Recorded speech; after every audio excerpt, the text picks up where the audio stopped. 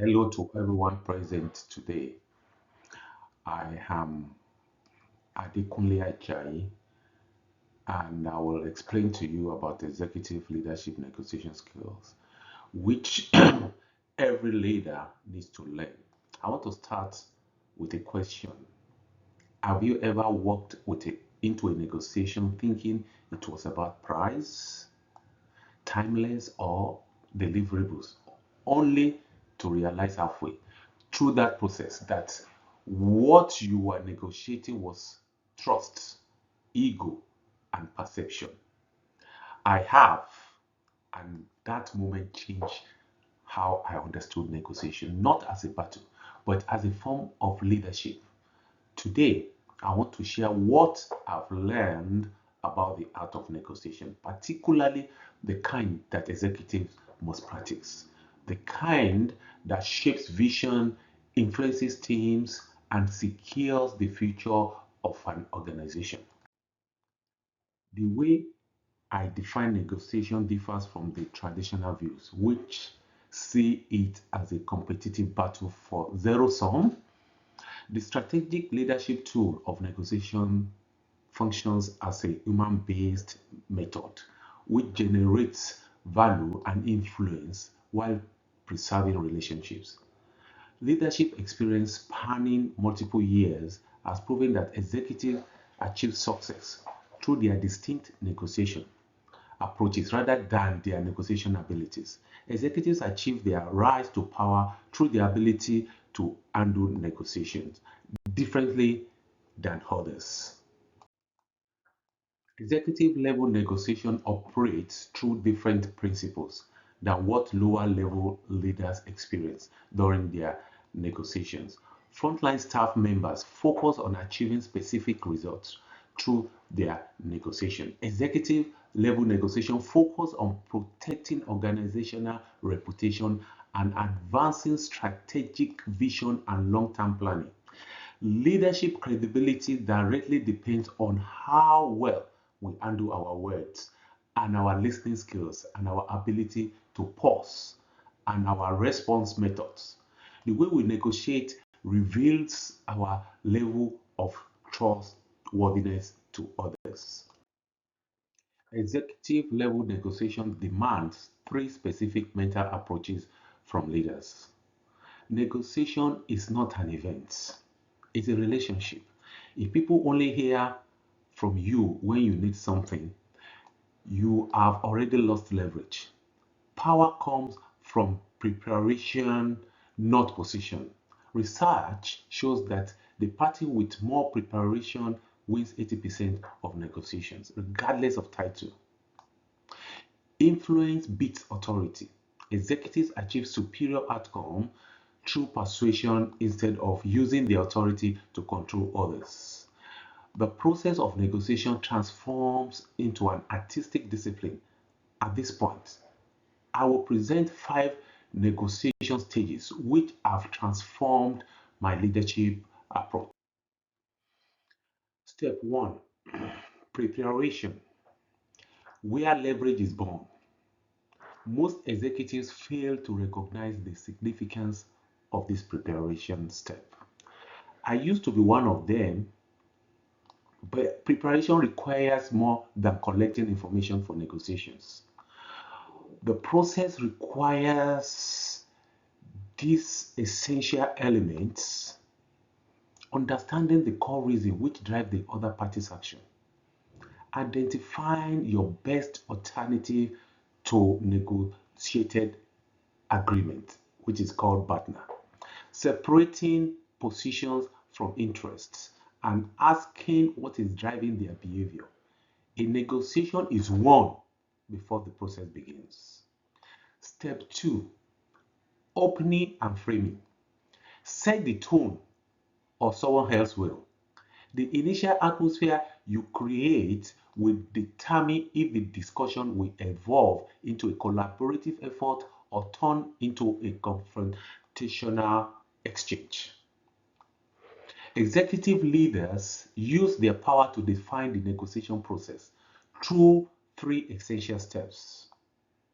Executive starts negotiation by creating respect between parties while sharing common objectives, building secure communication environments, and defining negotiation parameters.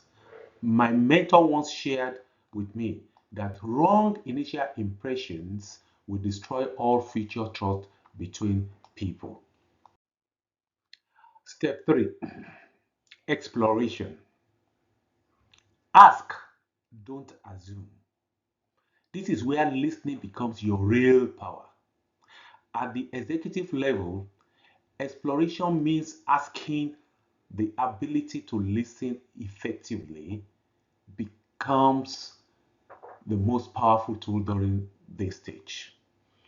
Executive level negotiation requires asking specific questions to understand what success means to others and what limitations exist in their decision making process and what problems they want to avoid. Executives who ask effective questions help people reveal their actual negotiation dynamics, which exist beyond surface level discussions. Step 4, bargaining and problem solving. Create value before you claim value. This is the stage where most people jump in, but executives arrive here last. Most people enter this stage too early, but executives should delay their entry until the end. The process involves essential steps, which include proposing solutions, exchanging concessions, looking for win-win outcomes, and using creative approaches instead of pressure. One real example from my experience on a construction project facing delays. Instead of blaming the contractor, I invited them to co-create a revised timeline. These results we reached agreements in one meeting, not 3 weeks back and forth. Executives should focus on negotiating forward progress instead of fighting against others. Step 5, closure and agreement. Always finish strong. A negotiation reaches its end when expectations are documented, commitments are clear, timelines are agreed, and follow up structures are established. Great executives don't just close deals, they close loops.